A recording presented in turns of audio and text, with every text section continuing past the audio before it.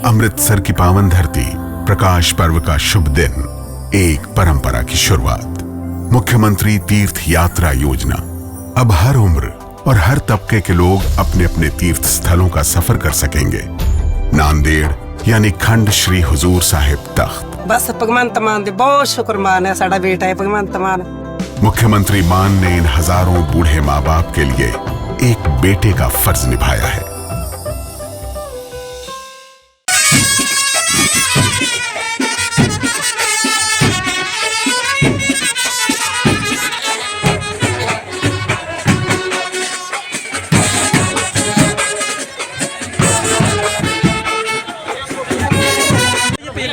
मित्रगण, माता बहने आरती में बोलो नर्मदा मैया की।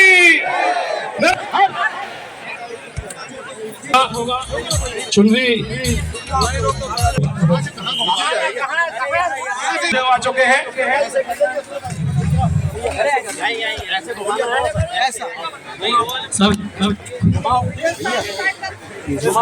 पूजन सभी आदरणीय राकेश भैया से आग्रह है, वो माइक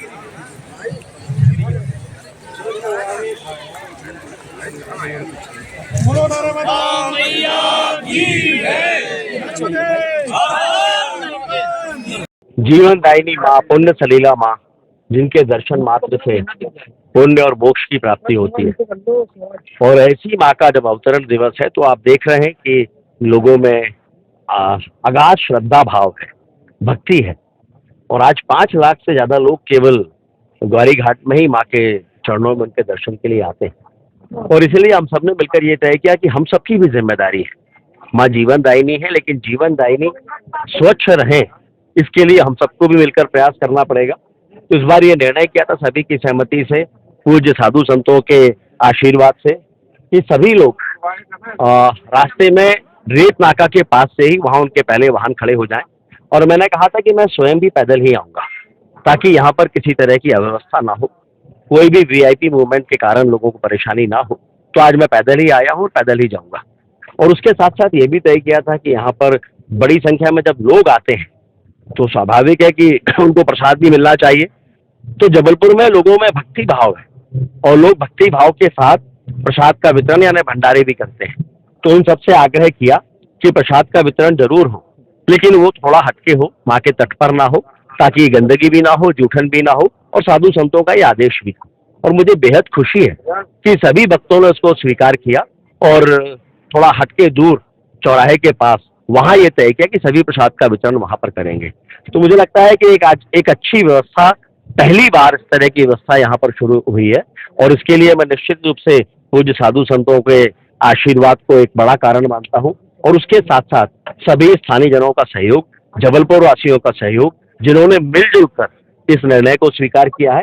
अभी माँ की चुनरी भी हम चढ़ाएंगे। इस बार एक अलग व्यवस्था बनी है कि माँ की चुनरी इस पार से उस पार दोनों तरफ अर्पित करने के लिए एक ये रास्ता बांधा गया है, जिसके माध्यम से माँ की चुनरी उस पार तक जाएगी। और एक बहुत सुंदर दृश्य होगा माँ को अर्पित होने वाली चुनरी का। माँ को ये चुनरी अर्पित होगी, माँ का आशीर्वाद सभी को प्राप्त होगा। माँ के चरणों में प्रार्थना कि माँ का आशीर्वाद, माँ की कृपा समस्त मध्य प्रदेश वासियों पर, देशवासियों पर बनी रहे, इस संस्कार धानी के लोगों पर बनी रहे। मतलब आज ऐसी पुण्य सलीला है, माँ है, जिनकी परिक्रमा होती है और परिक्रमा वासियों को बहुत कष्ट उठाना पड़ता है, जो पैदल चलते हैं विशेष रूप से उनको।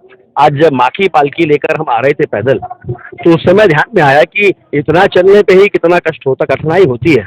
कष्ट तो खैर माँ के चरणों में नहीं होता, कठिनाई होती है, तो वो परिक्रमा वासियों को कितना होता होगा। अब ये कल्पना में है, सरकार की योजना का हिस्सा नहीं है, केवल मात्र कल्पना है कि कभी ऐसा हो कि माँ के दोनों तरफ में एक नर्मदा परिक्रमा पथ बने, जिसमें केवल पैदल चलने वालों के लिए वो हो, उसमें कोई गाड़ी वाहन इन सबका आवागमन ना हो सके। तो अभी ये मैंने कहा कि अभी एक कल्पना का हिस्सा है, क्योंकि एक बड़ा काम है, बड़ी योजना है, समय लगने वाली योजना है, तो केवल कल्पना का हिस्सा है।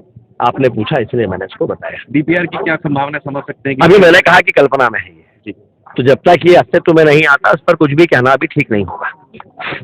हमसे जुड़े रहने के लिए हमारे YouTube चैनल को सब्सक्राइब करें और नई वीडियो की नोटिफिकेशन के लिए बेल आइकॉन को दबाएं। अगर आप ये वीडियो Facebook पर देख रहे हैं तो लाइक जरूर करें और ज्यादा से ज्यादा शेयर करें। धन्यवाद।